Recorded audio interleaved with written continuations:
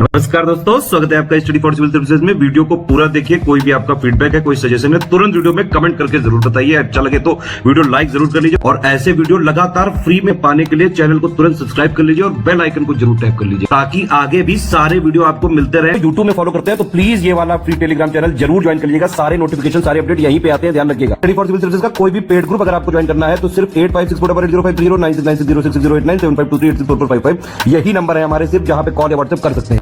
Instagram पे हमारा page जरूर फॉलो कर लीजिएगा, studyforcivil.services है। ट्विटर पे हमको जरूर फॉलो कर लीजिएगा, @studyforcivils है। सारे क्वेश्चन अटेम्प्ट करिए और स्कोर अपना तुरंत कमेंट करके बताइए।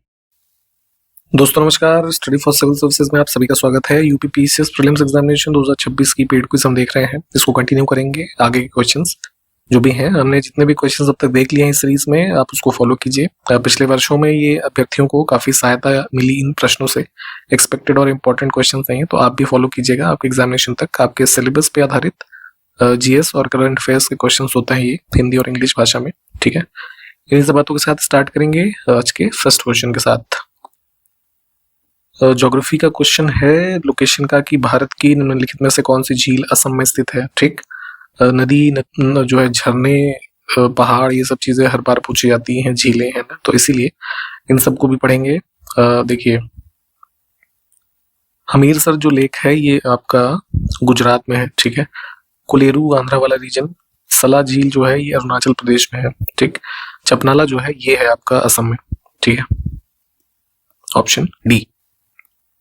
नेक्स्ट है कि कौन सा तट कृष्णा डेल्टा और केप कैमोरिन के बीच स्थित है। तो देखिए, ये जो इंडिया का मैप है, तो केप कैमोरिन क्या है कि हमारा साउदर्न मोस्ट वाला हिस्सा मान लिया हमने। ठीक है, कृष्णा डेल्टा का रीजन, तो बेसिकली जो ये वाला कोस्ट है इसको हम किस नाम से जानते हैं, कोरोमंडल। ठीक है, फिर जो है जैसे मालाबार बहुत फेमस है इसमें, तो मालाबार जो कोस्ट हमारा कौन सा है, इधर वाला। ठीक है, कोंकण कोस्ट, ये जैसे गोवा वाला जो क्षेत्र है उसको बोलते हैं। तो जो भी कोस्टल हमारी है, जैसे नॉर्थ सरकार इधर, तो ये जो भी चीजें हैं ये आपको पता होनी चाहिए। तो कौन सा पूछा गया था इसमें आपका, केप कैमोरिन और कृष्णा, तो ऑप्शन फर्स्ट।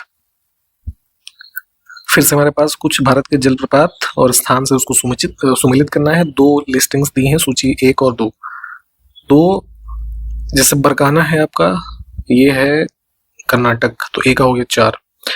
खंडाधार जो है ये जो हो जाएगा उड़ीसा में है। वज्राचल केरला और ये हिमाचल। ठीक है, तो कोड क्या बन गया आपका, 4312। इसको इंग्लिश में भी देख लीजिए यहाँ पे। अब हमारे पास हॉट वाटर जो ये झरने होते हैं, ठीक है, और स्टेट, इसका क्या सुमेलित युग्म नहीं है। ठीक है, तो है ना, हॉट स्प्रिंग से 3 ऊपर की। ठीक है, डी ऑप्शन में लिखा है देउला झारी, ये सिक्किम में नहीं है, उड़ीसा में है। ठीक, ये बहुत इंपॉर्टेंट है। ये सारे अलग अलग एग्जाम्स में यूपीपीएससी पूछ चुका है। हर बार इनमें से जो लिस्टिंग्स हैं, हॉट वाटर स्प्रिंग हो गया या झरने हो गए, पहाड़ पर्वत, यही चीजें पूछते हैं। ठीक है, तो एक एक चीज को प्लीज ध्यान से देखा करिए। अब है पहाड़ी दर्रे, और किस राज्य या केंद्र शासित प्रदेश में स्थित है, उसके बारे में कौन सा युग्म सुमेलित है ना। देखिए प्लीज, ये बहुत ध्यान से देखने वाली बात होती है कि करेक्ट पूछा गया है या फिर नॉट करेक्ट पूछा गया है ना। इसमें देखें, नीति पास उत्तराखंड में है, ये ठीक है, ऑप्शन फर्स्ट। अघिल जैसे लद्दाख वाला रीजन, माना भी उत्तराखंड में है, और दीफू जो है ये अरुणाचल में है। इन सभी को देखिए मैप पे लोकेट कीजिए, कौन सा दर्रा कहाँ पे है, किस क्षेत्र को कनेक्ट करता है। अभी 2024 का जो प्रीलिम्स एग्जाम हुआ था वहां पे तो इन्होंने पूछ लिया था कि दर्रों को ऊंचाई के अनुसार लगाइए, कौन सबसे ज्यादा एल्टीट्यूड पे है, फिर उससे कम है ना, तो हाइट भी एक बार देखिए। अब देखें, 2 लिस्टिंग फिर से इसको मैच करना है। कुछ ये वृक्षों के नाम है और किन क्षेत्रों में भारत के पाए जाते हैं। ठीक है, सागौन का पेड़ जो है ये होता है, ऑप्शन फर्स्ट, हिमालय तराई को चुनेंगे सागौन के लिए। वैसे जैसे इंडिया में स्टेट वाइज पूछेंगे तो सबसे ज्यादा ये फेमस है इसके लिए मध्य प्रदेश, लेकिन जो हिमालयन तराई का रीजन है नीचे वाला, यहाँ पे भी ये पाए जाते हैं। देवदार के वृक्ष जो है ये हिमालय जो उच्च भूमि वाला एरिया है, हाई एल्टीट्यूड, उस क्षेत्र में पाए जाते हैं। सुंदरी काफी फेमस है ये मैंग्रोव वाले क्षेत्र के लिए, जो जैसे सुंदरबन डेल्टा का आप रीजन देखते हैं वेस्ट बंगाल में। ठीक है, इससे हो गया। सिनकोना जो है ये जो है मध्य भारत के क्षेत्रों में पाया जाता है। कोड क्या बना, 1432।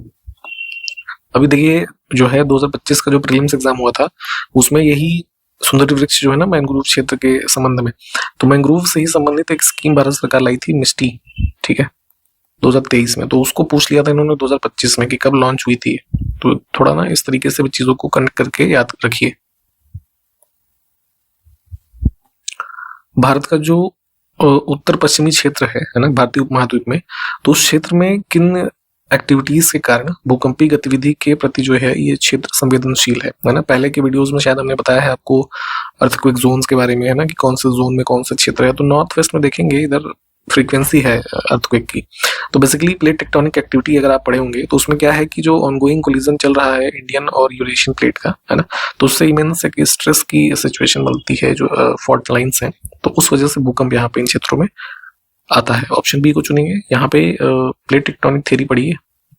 भारत के जो क्षेत्र हैं उसमें से कौन सी मिट्टी जो पाई जाती है, मिट्टियां जितनी सारी, उसमें से कौन सी बेसाल्टिक लावा के अपक्षय डिपोजिशन से बनी है।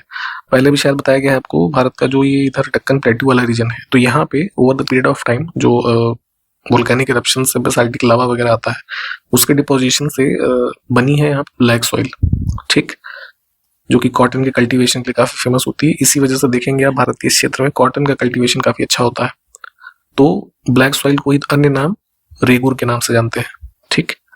तो इसका जो है निर्माण हुआ है।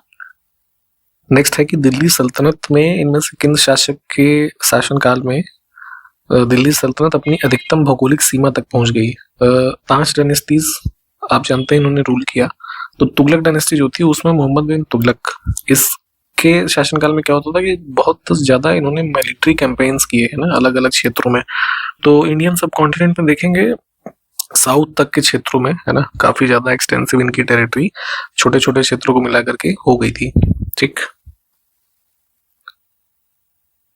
ऑप्शंस में जो डायनेस्टीज के नाम लिखे हैं उनमें से कौन सा साम्राज्य सबसे लंबे समय तक चला, ठीक है। देखेंगे गंगेटिक प्लेन जो है इस पे एक तरीके से काफी कंट्रोल में रखने में, है ना, पाल प्रतिहार, है ना, राष्ट्रकूट वगैरह जो है शासक चर्चा में रहे। तो इनमें सबसे लंबा जो ये कह सकते हैं कार्यकाल या डायनेस्टी का टाइम पीरियड है राष्ट्रकूटों का है, अराउंड जो है 6 से 10th सेंचुरी के आसपास, ठीक है। तो इन सब में सबसे लंबा राष्ट्रकूटों का शासनकाल रहा। भारत ने वस्तुओं के भौगोलिक संकेतक पंजीकरण और संरक्षण अधिनियम 1999 को किसके दायित्वों का पालन करने के लिए अधिनियमित किया था। इंडिया में आप देखते हैं कि आप करंट अफेयर्स में देखते होंगे कि किसी किसी प्रोडक्ट को समय समय पे जीआई टैग दिया जाता है, ठीक है, कुछ उसकी यूनिकनेस होती है, स्पेशलिटी। इनसे जब इन सभी चीजों को रिकॉग्नाइज करता है जीआई टैग, तो बेसिकली WTO जब बना था, है ना, 1995 में, तो उसी का एक तरीके से कह सकते हैं ऑब्लिगेशन के रूप में इंडिया में ये एक्ट बनाया गया, ठीक है, कि जो वस्तुएं हैं उसको एक तरीके से संरक्षण प्रदान किया जा सके, है ना, उसका रजिस्ट्रेशन हो किसी पर्टिकुलर चीज का। डी ऑप्शन को चुनेंगे हम। इंडिया में किस संविधान संशोधन के द्वारा सहकारी समितियों को संवैधानिक दर्जा प्रदान किया गया। कोऑपरेटिव सोसाइटीज जो होती हैं, इसके लिए अमेंडमेंट हुआ 97th 2011 में। ऑप्शन सी को चुनेंगे। इसमें 9B कॉन्स्टिट्यूशन में एक पार्ट भी ऐड किया गया, उसमें कई सारे अनुच्छेद हैं, ठीक है, उसको भी देखिए। और एक यूनियन में लेवल पे मिनिस्ट्री ऑफ कोऑपरेटिव भी बनाई गई थी 2021 में, ठीक। इसमें से किसे भारत में शिशुओं और नाबालिगों के अलावा आर्थिक और सामाजिक नियोजन के लिए कानून बनाने का अधिकार प्राप्त है। तो ऐसे विषयों पे तो केंद्र और राज्य सरकारें दोनों ही जो है लॉज बना सकती हैं। Option C. देखिए कई सारे विषय हैं, जैसे वो हम पढ़ते हैं ना, यूनियन लिस्ट, स्टेट लिस्ट और कॉन्करेंट, तो अलग अलग विषय अलग अलग सूचियों में है, ठीक है। इसको पढ़िए किसमें क्या विषय है। भारत का इसमें से कौन सा राज्य जनसंख्या की दृष्टि से दूसरे और क्षेत्रफल की दृष्टि से 2011 की जनगणना के अनुसार तीसरे स्थान पर है। सेंसस देखिए 2027 में नया होने के चांसेस हैं, बट अभी तक 2011 वाला ही चल रहा है, ठीक है। तो सबसे पॉपुलस था वैसे यूपी, सेकंड पे था आपका महाराष्ट्र, है ना। तो क्या पूछा गया था, जनसंख्या की दृष्टि से दूसरे, तो महाराष्ट्र ही इसका उत्तर ऑप्शन अगर देखेंगे तो मिल जाता, ठीक है। और एरिया वाइज जो है ये तीसरे स्थान पे है, लगभग 3,07,713 स्क्वायर किलोमीटर का एरिया, है ना। निम्नलिखित में से किनको विधि के समक्ष समानता से छूट प्रदान की गई है, या फिर कह सकते हैं कोई जो कोर्ट प्रोसीडिंग्स होती है ना, उससे एक तरीके से प्रोटेक्शन है। तो आर्टिकल 361 पढ़िए कॉन्स्टिट्यूशन का, उसमें प्रेसिडेंट और जो स्टेट के गवर्नर्स होते हैं उनको इस तरीके की इम्यूनिटी है। ऑप्शन डी को चुनेंगे। नेक्स्ट है कि किस अखबार पत्रिका ने वर्नाकुलर प्रेस एक्ट का समर्थन किया था। 1878 अराउंड लॉर्ड लिटन के टाइम में देखेंगे, जो कह सकते हैं freedom of Indian language press था, उसको एक तरीके से कर्टेल करने के लिए इसको इनेक्ट किया गया था, इस एक्ट को। तो इसके समर्थन में था ये, उस समय द पायनियर न्यूज़पेपर आता था, ठीक है। निम्नलिखित में से वह कौन है जो संसद के किसी भी सदन का सदस्य नहीं होते हैं और न ही संसद में बैठता है, लेकिन फिर भी संसद का अभिन्न अंग है। यूनियन पार्लियामेंट हमारी जो है वो 3 चीजों से मिलकर के बनती है। अपर हाउस जो कि राज्यसभा है, ठीक है, लोअर हाउस जो कि लोकसभा, और प्रेसिडेंट ऑफ इंडिया, ठीक है। तो जाहिर सी बात है कौन है, प्रेसिडेंट ही होंगे इसमें। इसमें से कौन सी धातु और अधातु कमरे के तापमान पर तरल अवस्था में पाई जाती हैं, ठीक है। तो मेटल हो गया मरकरी और ब्रोमीन, है ना। मरकरी का बेसिकली क्या है कि जो कह सकते हैं मेल्टिंग पॉइंट होता है वो होता है -38 डिग्री सेल्सियस के आसपास, और ब्रोमीन का होता है लगभग -7। तो जो है ये रूम टेम्परेचर पर लिक्विड अवस्था में होते हैं, ऑप्शन सी। इन ऑप्शंस में जो भी विषय लिखे हैं तो कौन सा समवर्ती सूची के अंतर्गत शामिल नहीं है। Public health. नेक्स्ट है कोल बांध परियोजना का निर्माण भारत में किस नदी पर किया गया है। कोल डैम है हिमाचल प्रदेश में, बिलासपुर क्षेत्र में, तो सतलज रिवर पे है ना ये। इसमें से कौन सा रासायनिक परिवर्तन का उदाहरण नहीं है। केमिकल चेंज, इसमें वाटर वेपर चेंज है ना, जल का वाष्प में परिवर्तन क्या हो गया, भौतिक परिवर्तन का एग्जाम्पल हो जाएगा। किसी निश्चित तापमान पर सभी गैसों के अणुओं के लिए निम्नलिखित में से कौन सी भौतिक राशि समान होती है।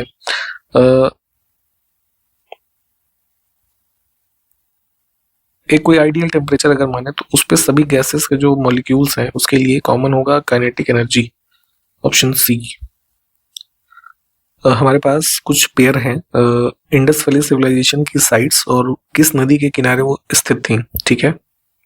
इसमें थोड़ा सा करेक्शन इसमें वैसे है, देखिए राखी गढ़ी जो है इसमें हरियाणा में, ये उस पे ड्राई हो चुकी कह सकते हैं सरस्वती रिवर के जो है बैंक्स पे इसको मान सकते हैं सिचुएटेड था, और कालीबंगा राजस्थान में ये घग्गर, ठीक है। तो 2 चीजें गलत थी इसमें। इन्फॉर्मेशन देंगे आपको आपके इस एग्जामिनेशन के जो हमारे पेड ग्रुप्स हैं उनके बारे में। बिल्कुल स्टार्टिंग से सिलेक्शन तक की तैयारी आप हमारे साथ कर सकते हैं। हमारे जो लेटेस्ट ग्रुप स्टार्ट हुए हैं आपके सिलेबस पे आधारित हैं, वो लेटेस्ट ट्रेंड और पैटर्न पे, इनका लाभ आप ले सकते हैं। पूरा समय है आपके पास, अभी मई जून से पहले आपका प्रीलिम्स एग्जाम नहीं होगा 2026 में। परफेक्ट टाइम है ये अपनी तैयारी करने का। आप हमारे साथ जुड़ेंगे, आपको सिलेबस पे आधारित है ना जो स्टडी मटेरियल है उस पर आधारित वीडियो लेक्चर्स है ना, करंट अफेयर्स और टेस्ट सीरीज, पेड क्विज आप भी देख रहे हैं क्योंकि प्रैक्टिस करनी बहुत जरूरी है। इन सब के संबंध में जो हमारे पेड ग्रुप्स हैं उसकी जानकारी आपको हमारे इन 3 मोबाइल नंबर में से किसी एक पे कॉल या व्हाट्सएप करने पे मिल जाएगी, आप कांटेक्ट कर सकते हैं।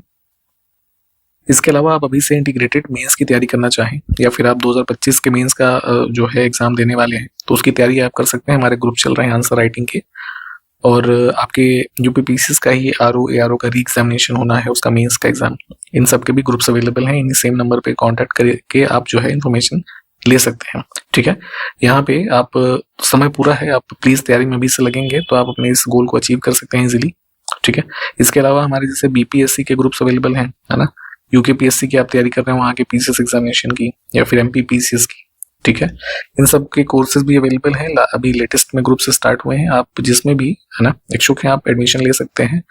यहाँ पे सभी तरह के कोर्सेज, वीडियो लेक्चर्स या चीजें, टेस्ट सीरीज, पेड क्विज सब अवेलेबल है आपके लिए। इस प्रश्न की बात करें तो 3 पेयर है, कौन सुमेलित है। भारत सरकार की योजनाएं हैं पर्वतमाला, भारतमाला, सागरमाला, ठीक है। तो पर्वतमाला राष्ट्रीय रोपवे विकास है ना, इसको करना। फिर जो है भारतमाला परियोजना जितने भी नेशनल हाईवेज हैं उसको कनेक्ट करना, उसको डेवलप करना, और सागरमाला परियोजना जो भी हमारे पोर्ट्स हैं, जो 12 मेजर पोर्ट है उसको तो कम से कम आप याद कर लीजिए, भारत के जो कोस्टल एरिया में है, ठीक है। अन्य जो बंदरगाह उनके आधुनिकीकरण पे ये फोकस्ड है। तो तीनों पेयर ठीक है। उत्तर प्रदेश का सहारनपुर जिला निम्नलिखित में से किन प्रदेशों के साथ सीमा साझा करता है। उत्तराखंड, हरियाणा, हिमाचल प्रदेश, तीनों से, दिल्ली से नहीं लगता, ठीक है, दिल्ली तो बहुत दूर है यहाँ से। अभी 2025 के प्रीलिम्स एग्जामिनेशन में भी ऐसा ही क्वेश्चन आया उत्तर प्रदेश के रेफरेंस में। इसमें ईस्टर्न साइड की चीज पूछी गई। सोनभद्र जो जिला है उसको पूछा गया था कि अन्य किन जिलों से उसकी सीमा लगती है। तो इसीलिए अपने मैप को अच्छे से पढ़ना जरूरी है। अपने उत्तर प्रदेश को आप मैप को देखिए, इंडिया की मैप को देखिए, है ना। तमाम चीजें आपको मैप देखने से ही क्लियर हो जाती हैं। कौन सा राज्य पूर्ण डिजिटल साक्षरता प्राप्त करने वाला भारत का पहला राज्य बन गया है ना। First state to achieve complete digital literacy. तो ये जो है केरला है ना। इंपॉर्टेंट है, इसको ध्यान रखेंगे। लगभग सभी जो वहाँ की जनता है, पॉपुलेशन है, वो डिजिटली साक्षर है ना। शिक्षा की दर वगैरह भी काफी अच्छी, वहाँ पे सेक्स रेशियो अच्छा है। तो केरल कई चीजों में काफी आगे है। एक संस्था है Indian cyber crime coordination centre, किस केंद्रीय मंत्रालय के अंतर्गत कार्य करता है। इसको शॉर्ट फॉर्म में I4C कहते हैं, है ना। यहाँ पे देखिए 3 बार सी है ना, 4 बार सॉरी, तो I4C है। तो ये मिनिस्ट्री ऑफ होम अफेयर्स, ठीक है। निम्नलिखित में से किस लोकसभा का कार्यकाल लगभग 6 वर्ष का था।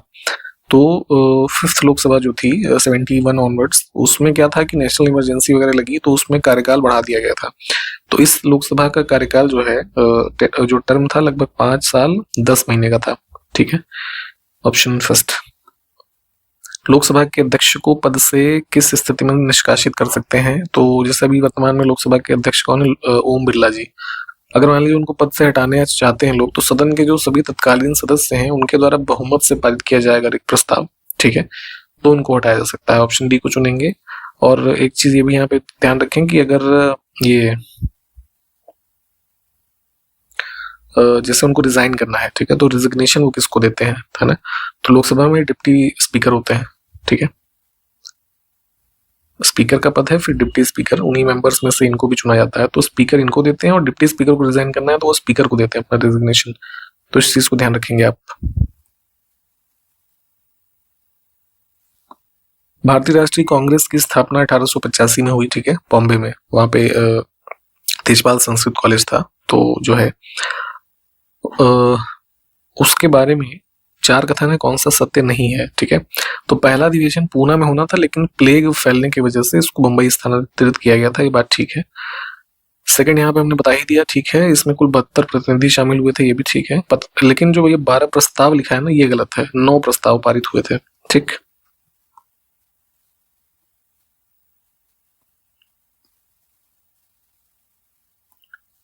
आय की विषमता, इनइक्वालिटी ऑफ इनकम, है ना, लोगों के बीच में, किसके माध्यम से इसको दर्शाया जाता है। तो कुछ टूल्स होते हैं इकोनॉमी में, जैसे गिनी कोफिशिएंट, है ना, या फिर लॉरेंज कर्व। तो लॉरेंज कर्व को चुनेंगे यहाँ पे। यहाँ पे देखिए जितने भी नाम लिखे हैं सबको पढ़िए, सबके अलग अलग विशेषताएं हैं, पूछी जाती हैं चीजें। राज्यसभा सदस्यों की संख्या के संदर्भ में कौन सा युग्म सही सुमेलित नहीं है। राज्यसभा जो अपर हाउस है उसमें क्या होता है कि आपके अलग अलग राज्यों से और नॉमिनेटेड सदस्यों को मिला करके कुल 250 की कैपेसिटी है वर्तमान में। तो अभी जैसे 2025 में भी पूछा गया था, मैच करने के लिए फिर से आया था, है ना। तो केरला में 10 सीट नहीं है, इसकी 9 सीट है। अन्य विकल्प ठीक है, इसको देख लीजिए। भारत में पहला स्वदेशी निर्मित परमाणु ऊर्जा संयंत्र कहाँ पर स्थित है ना। पूरी तरीके से इंडिजिनसली डेवलप्ड कलपक्कम वाला है तमिलनाडु। परमाणु ऊर्जा उत्पादन में सार्वजनिक क्षेत्र के उपक्रमों के बीच संयुक्त उद्यम की अनुमति देने के लिए संसद के द्वारा परमाणु ऊर्जा संशोधन विधेयक पारित किया गया।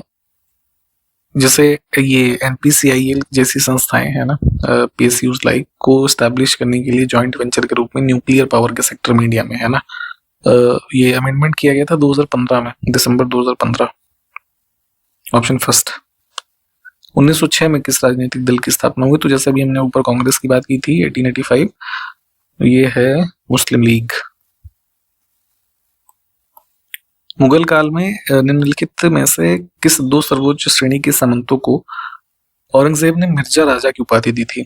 इस प्रश्न का जो उत्तर है आप हमें कमेंट करके बताइएगा, ठीक है। आपके लिए एक प्रश्न है, ऑप्शंस देख लीजिए, ठीक है। और हमने इस वीडियो को यहाँ पे कंप्लीट किया है। आज के जितने क्वेश्चंस हमने देखे हैं उसको रिवाइज करेंगे आप अपने सिलेबस में। मैप वाली चीजों को मैप पे देखिएगा प्लीज, याद होगा वो अच्छे समय तक, ठीक है। हमने पेड ग्रुप की इन्फॉर्मेशन दी थी आपको, आपके पास पूरा समय है, आप तैयारी कर सकते हैं एडमिशन लेकर के हमारे ग्रुप्स में।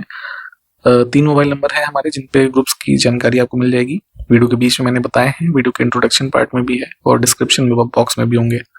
आप इस पे कॉल या व्हाट्सएप करके एडमिशन की जानकारी भी ले सकते हैं। इन्हीं सब बातों के साथ समाप्त करेंगे, कंटिन्यू करेंगे आगे क्वेश्चंस को अगले वीडियो में। तब तक के लिए नमस्कार, जय हिंद।